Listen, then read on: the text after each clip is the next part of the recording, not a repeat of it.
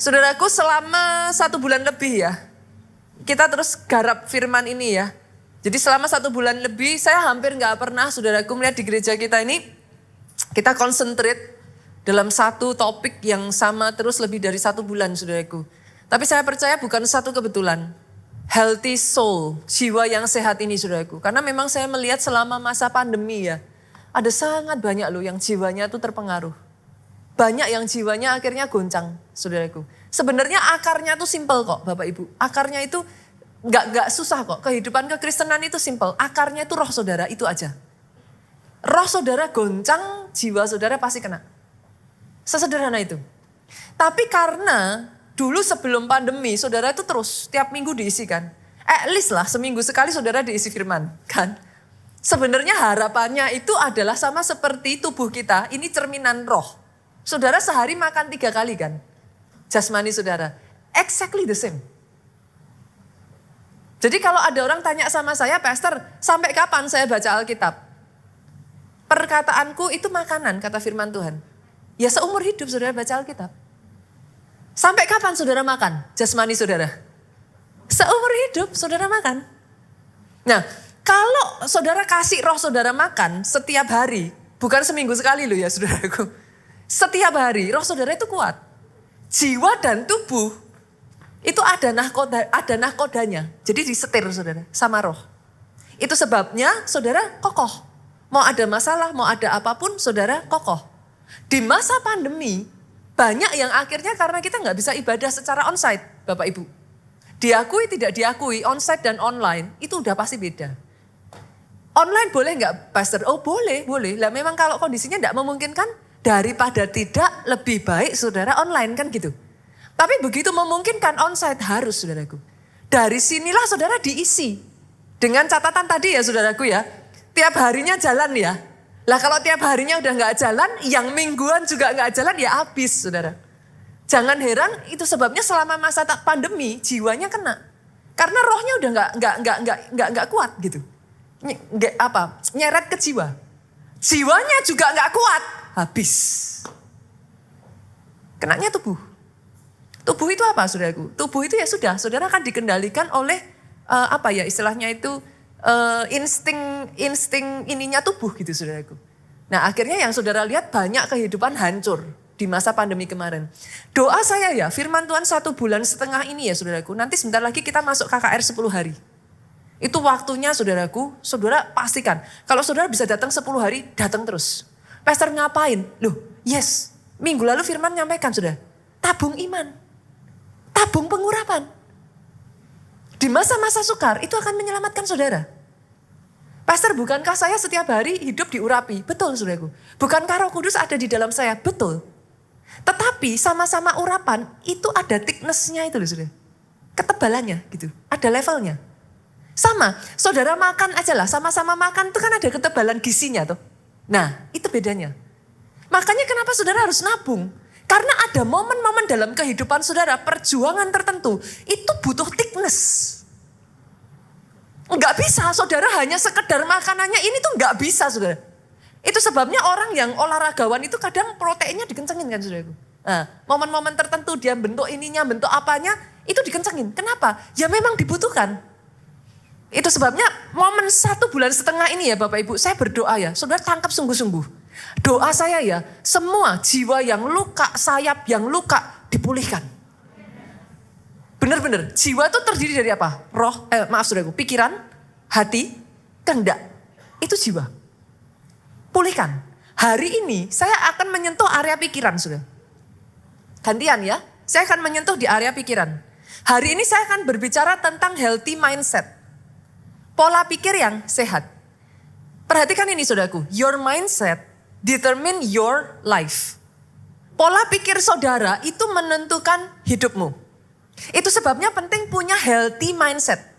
Pola pikir harus sehat. Kenapa? Pola pikir yang negatif saudaraku itu membuat hidup jadi berat. Kan? Hidup jadi kayak terpenjara gitu. Hidup rasanya jadi kayak aduh susah gitu. Sebaliknya, healthy mindset, pola pikir yang sehat, pola pikir positif. Itu membuat kayak free your life gitu. Hidup itu jadi lebih ringan. Sama-sama ngadepin masalah lebih ringan. Akhirnya ya saudaraku, hidup itu rasanya jadi lebih kuat. Jadi indah. Oke? Hari ini saya akan mengajak saudara untuk lihat dulu firman Tuhan itu bicara apa tentang pola pikir. Dari situ nanti kita lihat. Bagaimana kalau ternyata pastor saya udah punya pola pikir salah, gimana cara saya ngubahnya? Kita lihat ya saudaraku. Kita buka dulu Roma pasal 12 ayatnya yang kedua. Ayat ini ngomong gini, janganlah kamu menjadi serupa dengan dunia ini. Tetapi berubahlah oleh pembaharuan budimu. Sehingga, catat dulu tujuannya apa? Kenapa? Kok kita harus punya healthy mindset? Tujuannya tulis dulu saudaraku. Sehingga kamu dapat membedakan mana kehendak Allah, apa yang baik, yang berkenan dan yang sempurna. Tujuan utamanya itu. Kenapa pola pikir kita harus jadi pola pikir yang sehat? Karena kalau enggak, saudara itu enggak bisa ngerti loh mana kehendak Tuhan, mana bukan. Akhirnya banyak orang jalan sesuai kehendaknya sendiri. Betul ya? Jadi bukan enggak semata-mata semua tuh salahnya iblis, salahnya iblis, salahnya iblis. Seringkali kita berjalan sesuai kehendak daging, itu aja. Kok bisa gitu pastor? Kan udah ke gereja, kan ini, kan itu, kok masih begitu? Kenapa saudaraku? Karena tidak ada pembaharuan pikiran. Ternyata kalau pikirannya tidak dibaharui Pak, manusia itu incapable of knowing mana benar, mana salah. Tadi kan Alkitab bilang sudah, kita nggak tahu mana kehendak Tuhan, mana yang baik. Betul ya? Mana yang berkenan. Bahkan mana yang sempurna. We are incapable of it. Untuk kita bisa ngerti kehendak Tuhan, banyak di sini kan kadang tanya sama saya ya, pastor, bagaimana saya tahu rencana Tuhan apa bukan? Nah ini, pikiran kita ternyata yang harus diperbaharui terlebih dulu saudaraku. Pola pikirnya yang harus diperbaharui. Nah firman Tuhan ngomong gimana? Yang pertama saya breakdown ayat ini jadi 2 ya. Oke ya, yang pertama janganlah kamu menjadi serupa dengan dunia ini. Artinya gimana? Jangan kita punya pola pikir yang sama dengan pola pikirnya dunia. Saya ulang lagi ya saudaraku. Jangan sampai anak-anak Tuhan pola pikirnya duniawi. Sepakat sampai di sini saudaraku? Pola pikir dunia itu kayak apa pastor? Firman Tuhan itu ngomong gini saudaraku. Jalanku bukan jalanmu. Pikiranku bukan pikiranmu. Sejauh langit dari bumi, jauhnya jalanku dari jalanmu, pikiranku dari pikiranmu. Alkitab ngomong gini, sejauh langit dari bumi. Berarti yang satu tinggi, yang satu rendah. Yang satu di atas, yang satu di bawah. Sejauh itu pikiran Tuhan dari pikiran dunia. Artinya pikiran dunia itu rendah. Di bawah. Terbatas. Limited dia saudaraku. Itu sebabnya kalau saudara terus hang on dengan pikiran dunia, hidupmu rapuh. 1, hidupmu limited. Mau dibawa Tuhan besar gak bisa. Terbatas. Karena sudah apa? Pikirannya sudah penuh dengan pikiran dunia. Nah, firman Tuhan ngomong apa? Disuruh apa? Kalau kita kok bisa pastor, saya dipenuhi pikiran dunia. Ya kita ditinggal di dunia saudaraku. Saya kasih contoh simpel ya. Oke? Zaman generasi 1, 2 generasi di atas saudara. Saya tanya. Soalnya saudara tanya ke orang tua saudara lah. Atau saudara tanya ke kakek nenek. Hubungan seks sebelum nikah itu dipandang apa saudara? Tabu, aib, betul? Tapi anak-anak muda sekarang, saudara tanya anak-anak muda, nggak cool. Kalau nggak hubungan seks sebelum nikah itu nggak cool, loh kok bisa? Perubahan itu terjadi kenapa? Karena lihat terus, yang dunia itu masuk. Akhirnya kita dibawa pada sampai di satu titik. Enggak apa-apa. Kayaknya memang zaman sekarang kayak gitu udah biasa. Bisa ngelihat nggak saudaraku? Ada the change of ini, mindset, pola pikir. Oke ya, nangkep sampai di situ ya. Berarti apa yang harus kita lakukan? Firman Tuhan ngomong selanjutnya, berubahlah oleh pembaharuan budimu. Disuruh merubah. Yang tadinya pola pikir negatif diganti dengan yang positif, Bu. Yang tadinya pola pikir dunia diganti dengan sesuai Alkitab. Yang lama di uninstall. Yang baru dimasukin. Ditanam. Ketika itu terjadi, di titik itu terjadi pembaharuan pikiran. Oke?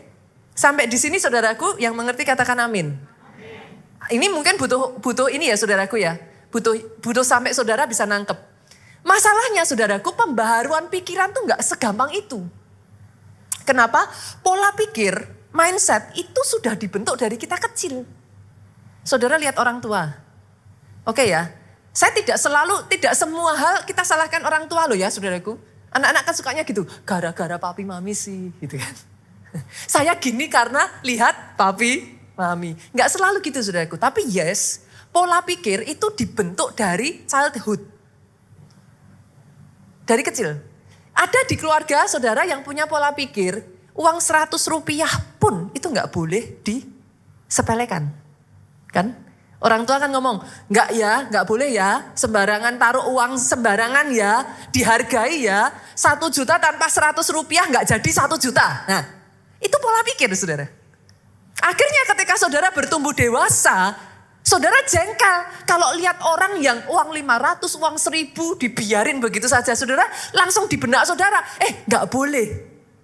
Make sense ya saudara? Oke. Saudara sejak kecil, ada orang-orang yang sejak kecil lihat orang tuanya selingkuh. Sekali lagi saya tidak mengatakan saudara menyalahkan orang tua lo ya. No. Tapi sejak dari kecil lihat. Terbentuk. Nggak apa-apa selingkuh asal nggak ketahuan. Loh itu pola pikir loh saudara. Itu pola pikir. Dia dibentuk. Pertanyaan saya, segampang itukah Pak dirubah? Nggak segampang itu. It takes time, it takes passion, kesabaran, dan konsistensi untuk merubah pola pikir. Gak segampang itu saudaraku, merubah pola pikir. Itu sebabnya saya katakan kepada saudara, gak cukup seminggu sekali. Saudara punya pola pikir itu seumur hidup dari childhood kecil, terus saudara seminggu sekali bisa berubah? Gak cukup. Gak heran hari Minggu saudara diisi Senin, Selasa, Rabu, Kamis, Jumat, Sabtu, perang. Loh, karena ketika diisi itu muncul pola pikir baru. Tapi yang lama masih bercokol, gak mau pergi. Perang dia, tabrakan. Nah tinggal mana yang menang? Tinggal mana yang menang? Mengubah pola pikir itu seperti gini saudaraku. Ibarat pikiran kita ini gelas ya. Saudara isi dengan kopi. Kopi warnanya apa? Hitam coklat pekat lah ya saudaraku. Oke. Sekarang saudara kepingin nih, saya gak suka warna gelas itu jadi hitam. Coklat pekat. Saya mau jernih. Apa yang harus saudara lakukan? Apa saudaraku? Seandainya pola pikir kita tuh segampang dibuang isi kopi ganti air putih itu udah enak saudara. Tapi gak bisa. Kalau gak bisa what should you do? Apa yang saudara harus lakukan? Kita baca ya ayatnya.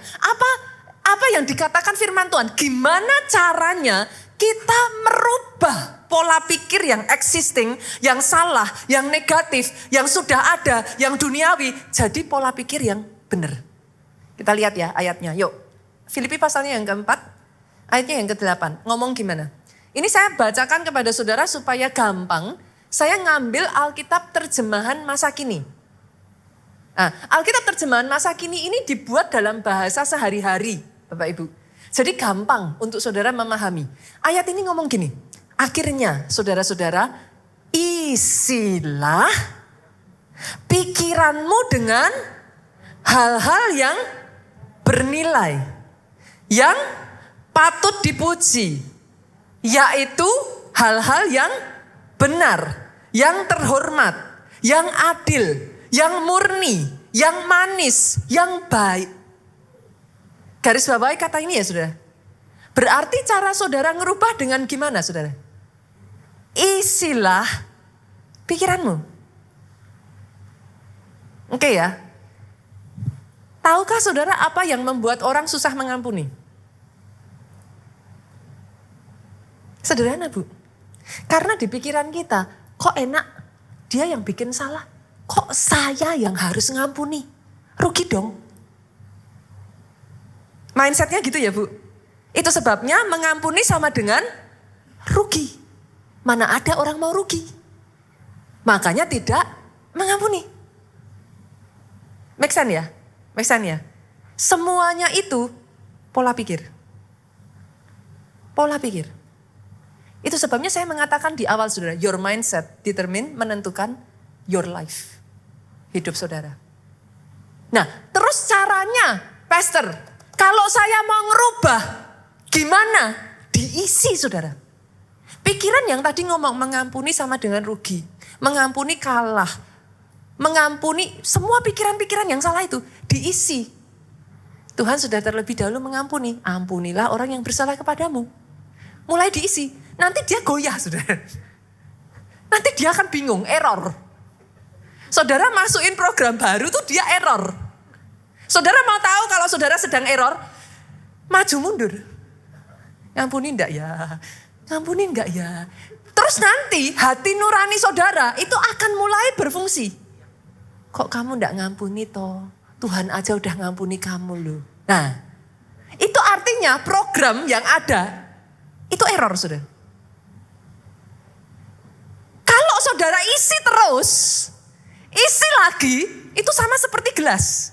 Tadi kopi, gelap, hitam, coklat pekat ya. Saudara isi air putih aja terus. Apa yang terjadi? Coklatnya jadi pudar kan? Nah, pelan-pelan lama-lama kan jadi kayak apa sih? Kopi susu gitu kan saudaraku. Coklatnya yang tadinya gelap itu jadi pudar Pak. Diisi lagi, isi lagi, isi lagi. Lama-lama jadi kayak krem-krem gitu Pak. Isi lagi sampai meluber, sampai keluar. Akhirnya coklatnya keluar semua jadi air jernih. Make sense ya Bapak Ibu? Itu sebabnya kenapa firman Tuhan ngomong, renungkan firman-Ku siang dan malam. Senggol kiri kanannya dong. Gak cukup seminggu sekali. Aduh sorry beneran saudaraku. Gak cukup seminggu sekali. Itu sebabnya saudara jangan heran. Banyak orang datang ke gereja ngomong gini, orang Kristen kok kayak gitu. Kenapa saudara? Tahu kebenarannya, tahu. Tapi gak bisa ngelakuin. Kenapa? Error programnya. Masih bingung saudara, antara yang existing pola pikirnya, mindset existing, tapi diisi yang baru, saudara tahu ini yang benar tuh gini. Tapi masih gak bisa nerima. Akhirnya tindakan dengan pikiran dan hati itu beda semua, kacau saudaraku. Makanya saudara menemukan, udah ngerti tapi ketika dilakukan di lapangan, tabrakan, crash. Tingkah lakunya masih pola pikir lama. Gak ada cara lain. Isi terus. Doa saya ya di tempat ini ya saudaraku. Ada orang-orang yang sungguh-sungguh benar-benar renungkan firman itu. Siang dan malam, siang dan malam, siang dan malam. Isi lagi, isi terus, isi lagi, isi terus. Sampai di titik apa saudara? Jalan Tuhan jadi jalan kita. Pikiran Tuhan jadi pikiran kita. Di saat itu saudara gak akan bingung lagi mana kehendak Tuhan. Apa yang baik, apa yang berkenan, apa yang sempurna. Saudara gak bingung. Make sense? Make sense ya? Boleh ya? Oke. Berikutnya, saya ingin mengajak saudara untuk, apa yang harus diinstal, Pastor? Banyak, saudaraku. Banyak. Karena dari dunia ini aja ya, saudara, kita itu udah, sangat banyak pola pikir dunia. Saudara mungkin gak sadar ya. Sangat banyak pola pikir dunia mempengaruhi kita loh. Sesederhana, bumi itu bulat. Dunia akan terus berputar. Menurut saudara itu alkitabiah gak saudara? Terdengar benar gak? Benar. Loh, terdengar benar, itu yang saudara dengar terus kan? Ada kalanya kita di atas, ada kalanya kita di bawah. Tapi firman Tuhan ngomong, kamu akan terus naik dan tidak turun. Kamu akan jadi kepala dan bukan ekor. Error kan? Jujur, ketika saudara dengar ini, nolak gak? Nolak.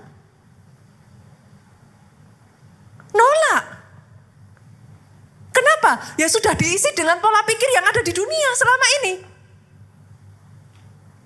Firman Tuhan ngomong, janganlah kamu berhutang.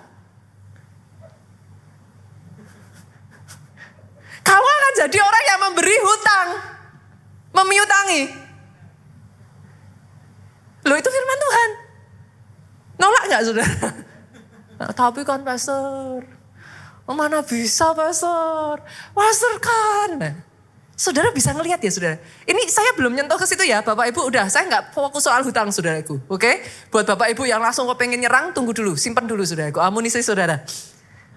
Saya hari ini sedang menunjukkan kepada saudara betapa pola pikir kita itu sudah diisi banyak dengan pola pikir dunia. Kalau saudara mau mengerti rencana Tuhan yang sempurna dalam kehidupanmu, harus dirubah, berubahlah oleh pembaharuan budimu. Sehingga engkau mengerti mana kehendak Tuhan, apa yang baik, yang berkenan, yang sempurna. Yang mengerti aminnya yang paling keras. Ada 3 hal dulu saudara, saya nggak mau banyak-banyak dulu. Saya fokus 3 ini dulu aja. Harus diinstal dalam hidup saudara. Karena kalau enggak, 3 hal ini tidak diinstal ya saudara. Tuhan mau bawa saudara besar, susah. Bukan Tuhan tidak mau ngangkat saudara. Bukan Tuhan tidak mau memberkati saudara. Bukan Tuhan nggak mau bawa saudara diberkati. Susah. Pola pikir apa saja? Yang pertama saudaraku. Mulai hari ini tanamkan pola pikir yes I can. Pasti bisa. Harus bisa. Kenapa saudara? Karena kalau pola pikir ini tidak ditanamkan saudara. Dalam dunia ini, minggu lalu baru aja kita belajar. Ayat ini ngomong gini. Selama kita masih di dalam dunia, akan selalu ada penderitaan. Bahasa Inggrisnya trouble, suffering, tribulation. Trouble itu apa? Masalah. Suffering itu apa? Penderitaan, kesulitan. Tribulation itu apa sudah? Kesukaran besar. Dengan kata lain, saya harus ngomong gini, ini yang ngomong Alkitab. Selama saudara di dalam dunia, lihat kiri kanan tanya, ada nggak di sini yang tidak di dalam dunia? Nggak susah-susah kok saudara. Saudara tahu saudara di dalam dunia atau enggak? Lihat kakinya. Masih napak tanah enggak? Oke. Selama engkau di dalam dunia, pasti ada apa? Masalah, aniaya, penderitaan, kesukaran besar. Itu ada. Oke? Itu sebabnya kemarin firman Tuhan ngomong sama kita. Be of good cheer. Bersukacitalah. Pastor, memangnya kalau saya bersukacita, memangnya kalau saya merubah pola pikir saya, yes I can, masalahnya hilang. Enggak, belum tentu. Oke? Nah terus ngapain saya ngerubah? Pola pikir saya bersukacita. Pola pikir saya yes I can. Setidaknya kalau saudara punya masalah dan pola pikirmu berubah. Dengar ini saudaraku, jiwamu jadi kuat. Masalahnya masih ada. Tapi kau kuat. Bukankah masalah bukan lagi masalah kalau kekuatanmu lebih besar dari masalahmu? Yang mengerti katakan amin yang paling keras. Aminnya yang paling keras. Itu sebabnya saudaraku dirubah dulu pola pikirnya. Kalau enggak, manusia punya kecenderungannya ngomong gini. Apa bisa ya pastor? Mana bisa ya? Apa bisa? Kayaknya enggak mungkin. Nah lucunya manusia saudaraku. Pola pikir kita menular. Oke ya, saya buktikan. Bertahun-tahun yang lalu saudaraku, Dunia pelari itu mempercayai bahwa lari 100 meter itu rekor tertingginya hanya sampai 10 detik. Puluhan tahun itu berlangsung saudaraku dan para pelari gak ada satupun yang bisa beat the record. Pokoknya 10 detik aja. Setiap kali orang mau nge-beat rekornya dia akan terus denger. Itu sudah diselidiki. Kapasitas paru-paru, kemampuan kaki. Diukur dari ini, diukur dari itu. Pokoknya 10 detik, titik. Bertahun-tahun sudah, gak ada satupun orang yang bisa nge-beat itu. Sampai muncullah seorang pelari muda dan berkata pada dirinya, pasti bisa. Harus bisa. Dia dengar orang ngomong, kanan kiri ngomong, gak mungkin. Itu kan coba semua nama-nama besar. Itu paling banter, 10 detik. Harus bisa. Dimulai dari pelari ini, saudaraku, saya lupa namanya. Tercetaklah rekor baru, Bu. 100 meter bisa dilakukan kurang dari 10 detik. Poin saya tidak di sini, Pak. Saya lanjut. Poin saya, Bu. Sejak dari satu pelari muda ini bisa mencetak rekor di bawah 10 detik. Pelari berikutnya, pelari berikutnya, pelari berikutnya, pelari berikutnya. Tiba-tiba rekor demi rekor tercetak. Di mana masalahnya? Mindset. Oke? Saya buktikan lagi ya, saudara. Pastor, bagaimana, apa buktinya itu menular? Oke. Saudara masih ingat kisah once upon a time ada seorang raksasa yang menantang barisan pasukan Israel. Siapa namanya? Goliat. Rajanya tidak berani maju. Saudara. Jangan lupa loh, di antara seluruh bangsa Israel yang paling tinggi siapa saudara? Saul. Saul itu paling tinggi.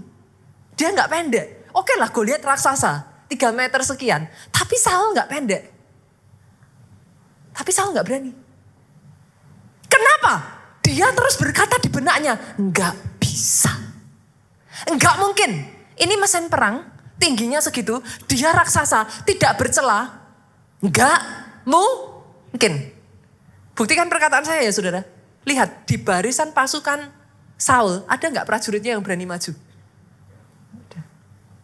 Kenapa? Pola pikir saudara menular. Bapak-bapak, ibu-ibu, halo, hati-hati ya. Saudara itu menularkan pola pikir ke anak-anak saudara lo. Hati-hati. Dan pola pikir yang negatif, pola pikir yang tidak, yang salah, itu susah dibenahin saudara. Saya dari kecil, ini hal simple aja ya saudara, hal kecil aja. Saya punya papi, itu super protektif sama anak. Saya selalu mendengar kata-kata ini saudaraku. Jangan hujan-hujan ya. Nanti kalau kena air hujan, masuk angin. Oh itu ditekankan sekali saudara. Setiap kali kepala saya ketetesan hujan sedikit, cepat keramas, segera diinikan. Loh saya gak menyalahkan orang tua saya loh saudaraku. Itu tak cara orang tua saya mengasihi saya. Jangan angin-angin. Kalau kena angin, masuk angin. Itu pergumulan berat buat saya saudara. Sampai saya sudah dewasa, pola pikir itu nempel kayak perangko. Saudara. Saya pikir tadinya pola pikir seperti itu wajar. Sampai satu hari saya melihat suami dan mertua saya saudara. Kami pergi ke pantai saudara. Berdiri di atas pasir saudaraku, saudara tahu lah angin di pantai itu kayak apa kan. Suami saya segar gitu. Saya tuh syok saudara. Hah? Segar? Masuk angin. Satu kali saya ngelihat mertua saya, Pastor Obaja. Kita pergi sama-sama malam hari lah saudaraku. Kita jalan-jalan di kayak kalau di Jakarta tuh kayak peak gitulah ya. Jadi ada tempat yang kayak luas, terus kemudian pemandangannya cantik. Mertua saya, Pastor Obaja saudaraku. Berdiri saudaraku dan dia buka lebar-lebar tangannya. segar. Langsung di sini saya, saudara. Masuk angin. Itu pertentangannya gak gampang loh, saudara. Saudara bisa mengerti, itu hal kecil. Saya tuh disembuhkan. Saudara tahu cara Tuhan sembuhkan saya. Di Afrika, kami sepanjang hari duduk. Ini ada beberapa yang pernah ikut. Kipas anginnya itu gedenya, saudaraku. Dari sini sampai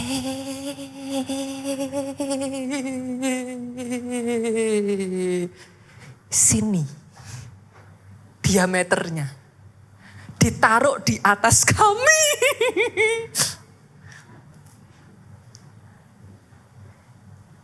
Saya selalu punya pola pikir. Kalau keringetan, kena angin, masuk. Saya selama di Afrika sekian hari, kami mencoba pindah tempat duduk di sini, pindah tempat duduk di sana, pindah tempat duduk dimanapun. Wah, itu kipas angin maha dahsyat, saudaraku. Tidak satu pun tempat yang tidak dilewatinya. Di benak saya, masuk. Saya udah mikir habis ini. Masuk angin ini. Saudara tahu, selama hampir seminggu kami seperti itu kan terus, saudara. Keringetan kena angin, keringetan kena angin, keringetan kena angin. Dan mereka menganggap adalah satu kehormatan. Kalau mereka sayang saudara, itu kipas angin dipasin ke muka saudara. Itu kehormatan. Saya itu udah berkali-kali ya saudara, kipasnya tak balik ke sana, kipasnya tak balik. Justru mereka yang lain ditarik lagi saudara, pasin muka. Saudara tahu, di titik itulah Tuhan merubah pola pikir saya. 7 hari saya ada di sana, tidak satu pun kami rombongan masuk angin. Tuhan harus break pola pikir saya itu ya saudara. Sampai akhirnya saya berpikir, loh kok bisa? Ternyata kena angin tidak sama dengan masuk angin. Saya belajar kayak mertua saya. Segar. Itu hal sekecil itu loh saudara. It takes time. Menular. Goliat saudaraku, singkat cerita muncullah Daud. Daud mengalahkan Goliat enggak saudara? Kalah. Lihat saudara. Sejak Goliat dikalahkan oleh Daud. Yang tadinya Saul rajanya beserta prajurit turun sampai ke bawah, enggak ada yang berani pak. Pola pikirnya, kita tidak bisa menang lawan raksasa. Sejak Goliat dikalahkan Daud. Change. Kita buka 1 Tawarik pasal yang ke-20. Saya buktikan saudara, saya buktikan kepada saudara. Ayatnya yang ke-4 sampai ayat yang ke-8. Ini ya, sesudah itu. Jadi sesudah kejadian Goliat itu. Timbullah pertempuran melawan orang Filistin digeser. Sama ya saudaraku ya, melawan orang Filistin digeser. Pada waktu itu Sibkai orang Husa. Ini siapa namanya saudara? Sibkai. Daud bukan? Siapa namanya? Bukan Daud yakin? Sibkai ya? Yakin ya? Sibkai, oke.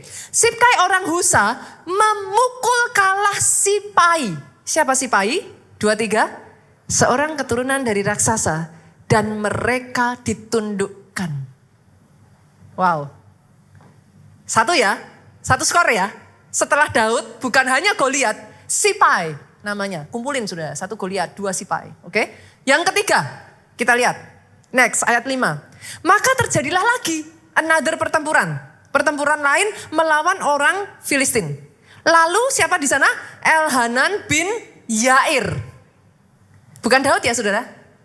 Bukan. Siapa namanya? Elhanan bin menewaskan siapa? Lahmi. Siapa Lahmi? Saudara Goliat.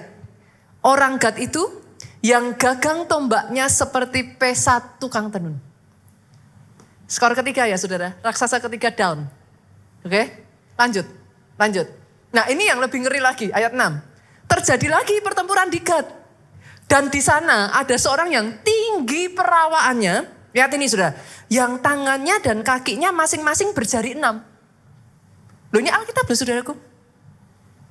Berarti ada pastor? Ada. Ada. Raksasa itu ada. Memang pernah ada. Tertulis kok di dalam Alkitab saudaraku.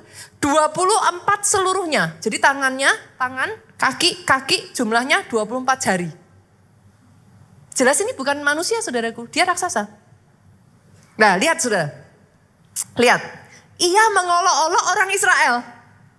Familiar nggak kata-kata ini? Dilakukan siapa dulunya? Goliat.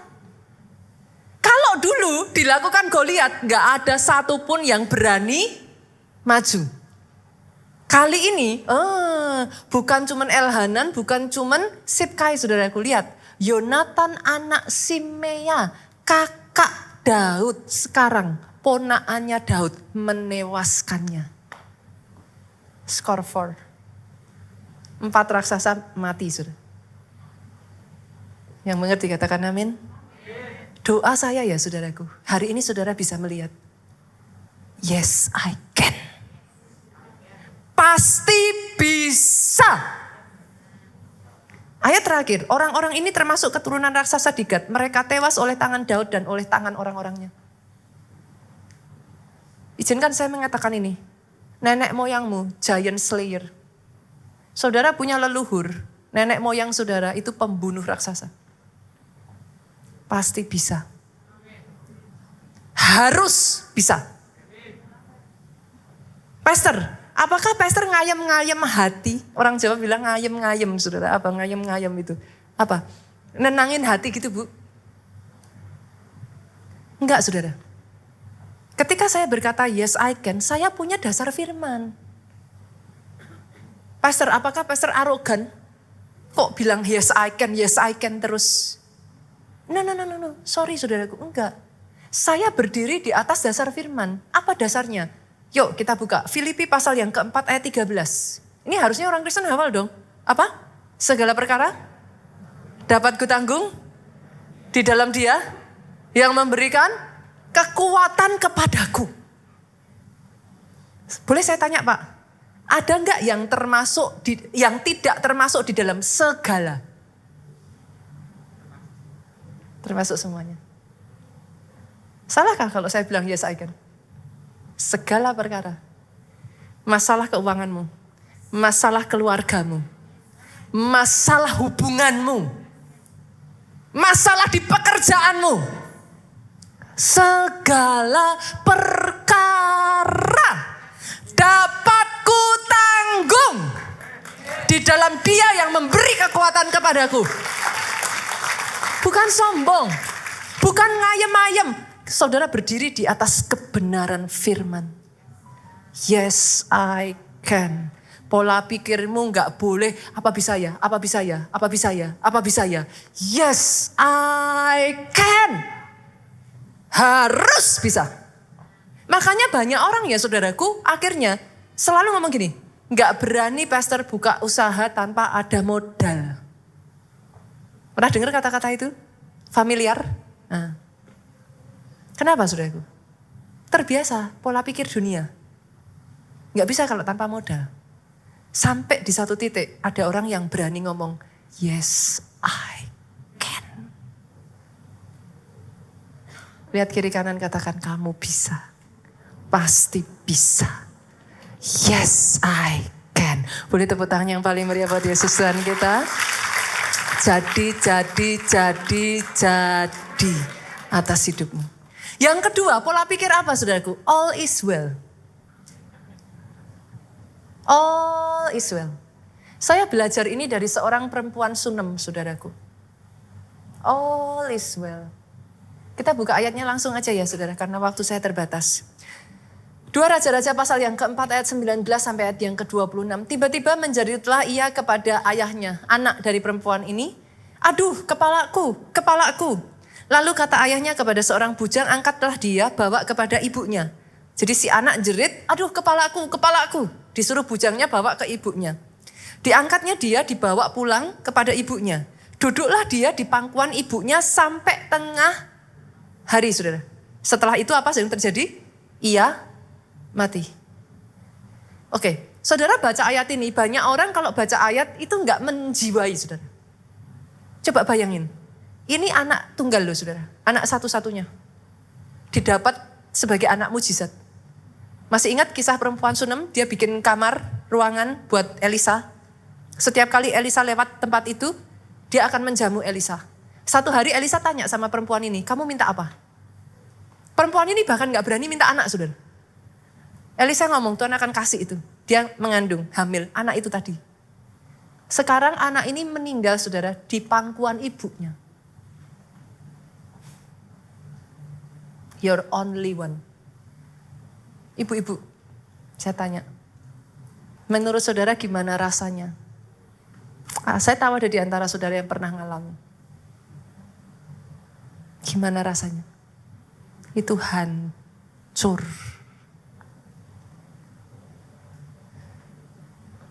Gak bisa dideskripsikan saudara.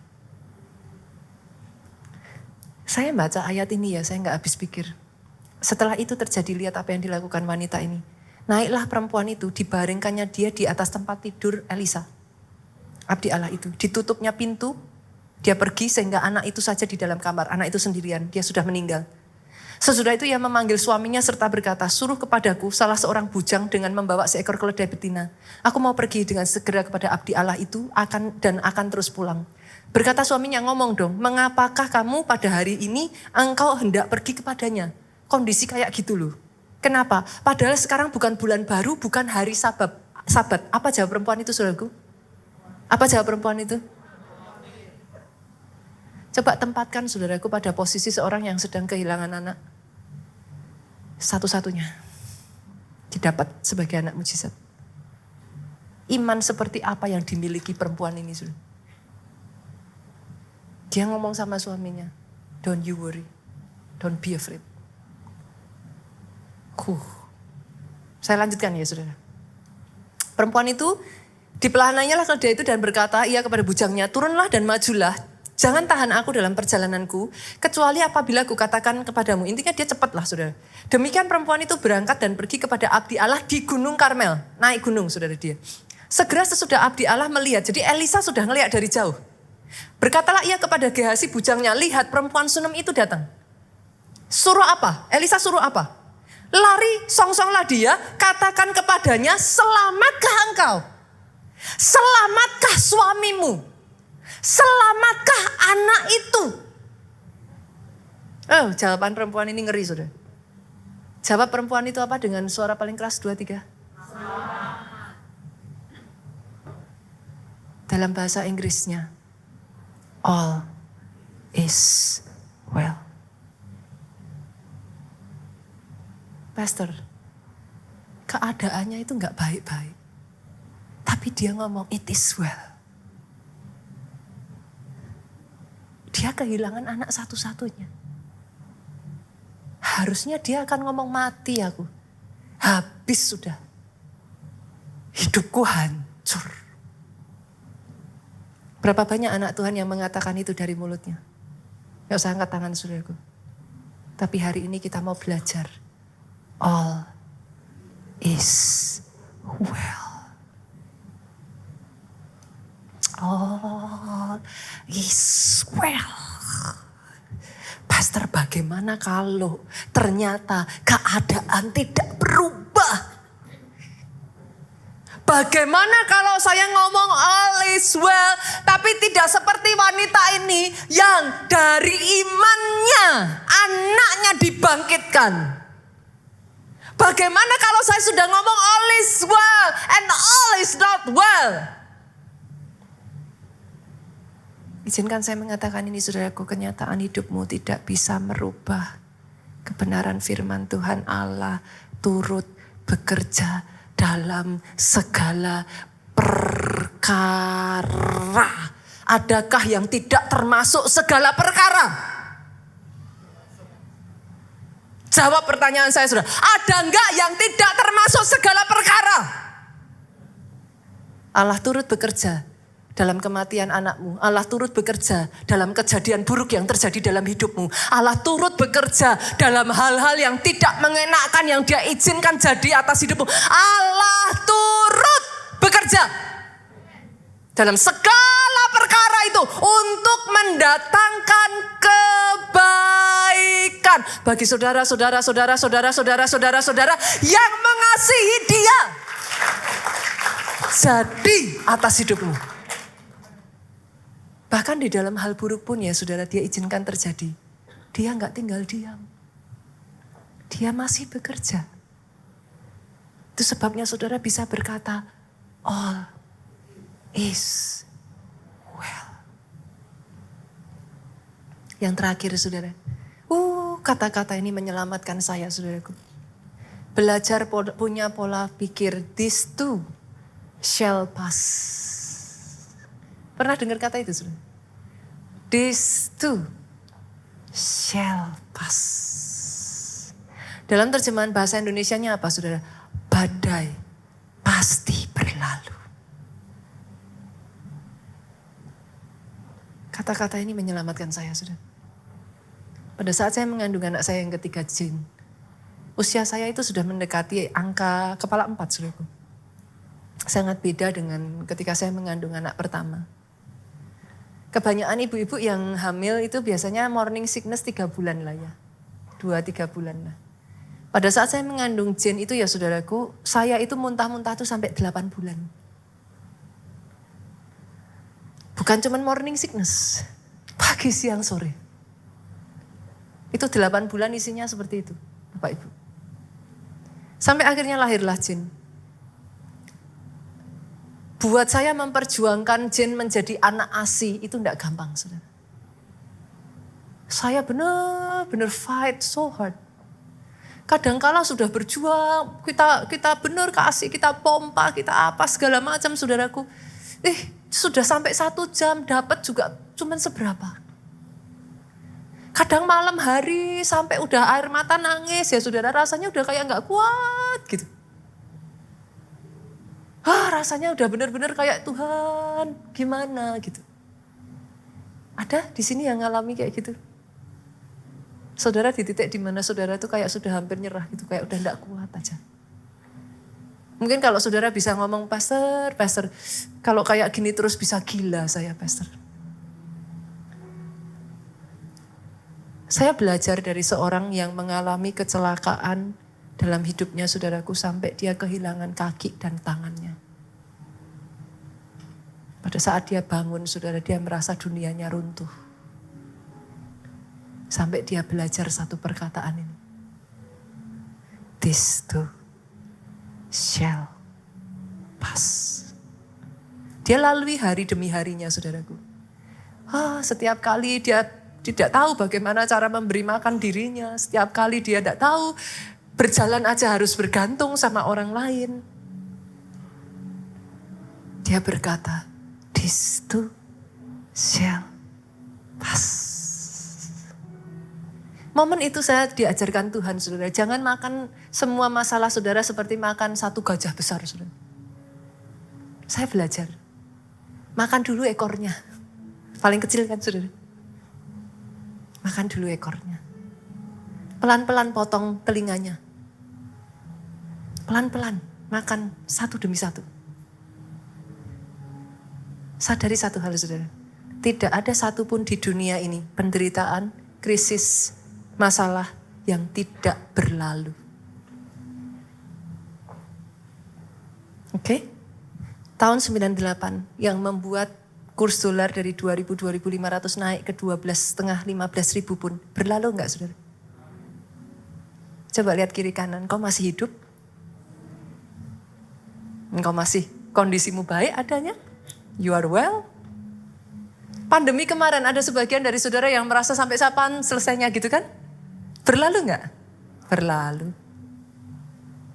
Bahkan 7 tahun masa kelaparan di zaman Yusuf, itu masa yang berat. Pandemi 3 tahun doang loh saudara. Ini 7 tahun kebayang enggak kayak apa? Itu pun berlalu loh. And here you are.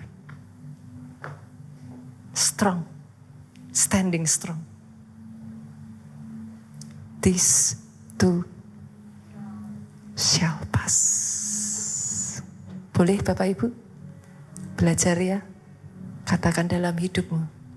Ku tak akan menyerah pada apapun juga.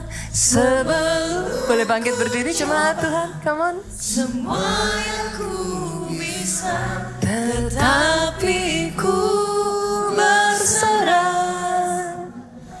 kepada kehendak-Mu. Hatiku percaya Tuhan jemaat yuk. punya rencana. Oh, dengan segenap hatimu katakan, ku tak akan menyerah.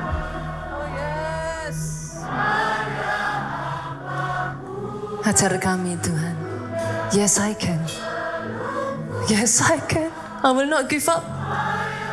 Yes I can Lord. Pasti bisa. Oh, ajar kami berkata, all is well. All is well. All is well with my soul. All is well with my family. All is well with my business.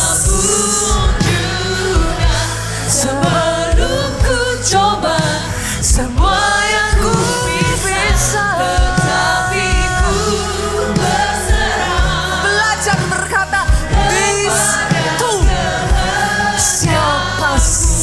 hatiku percaya Tuhan punya rencana. Dalam kehidupan ya saudaraku, saudara mau lari gimana caranya lari?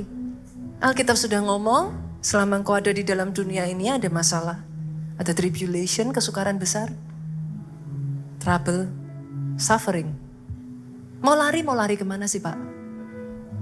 Harus dihadapin kok. Ada yang masalah muncul karena kebodohan saudara sendiri.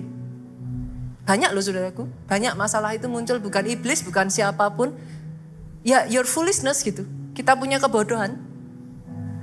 Ada masalah yang muncul dari orang yang benci kepada saudara. Semakin saudara diangkat naik, memangnya banyak orang bersuka cita bersama saudara. Halo, sorry saudaraku. Makin banyak yang iri. Saudara minta diangkat Tuhan naik, siap nggak ketika di atas? Karena di atas kadang-kala tidak seperti yang saudara pikirkan loh. Semakin susah cari sahabat saudaraku. Mana yang bersahabat hanya karena just because, they want whatever you have. Semakin susah dapat orang-orang yang memang mengasihi saudara sebagaimana apa adanya saudara gitu. That's life. Jangan lari. Lari tidak akan membuat saudara menyelesaikan masalah juga anyway. Tapi hari ini belajar. Belajar. Boleh di dalam dunia ada masalah. Masalah itu harus membuat kita semakin kuat. Next time the other problem comes, you are stronger. Next time the other problem comes again, you are even stronger than before. Jangan menyerah. Menyerah tidak akan membuat masalah hilang anyway. Yuk kuat-kuatan aja yuk. Yuk.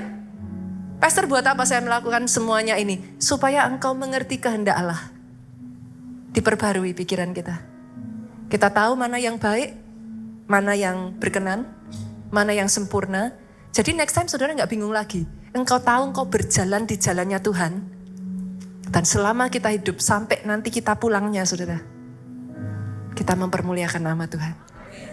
Oke? Keluarga Allah, boleh ya? Angkat kedua tanganmu saudaraku.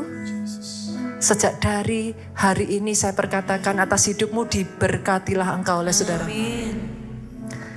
Diberkati keluargamu oleh Tuhan. Amin. Sehat badanmu. Amin. Baik jiwamu. Amin. Kuat rohmu. Amin. Panjang umurmu saudara. Seumur hidupmu, lidah bibirmu ini tidak berhenti menceritakan, menyaksikan betapa baiknya, dahsyatnya, hebatnya, ajaibnya Tuhan itu. Pulang saudaraku dengan membawa sukacita, damai, sejahtera Allah Bapa, cinta kasih Yesus Kristus, persekutuan di dalam rohnya yang kudus. Roh Kudus sekarang sampai selama-lamanya engkau yang diurapi, diberkati. Katakan dengan suara yang paling keras. Amin, amin, amin.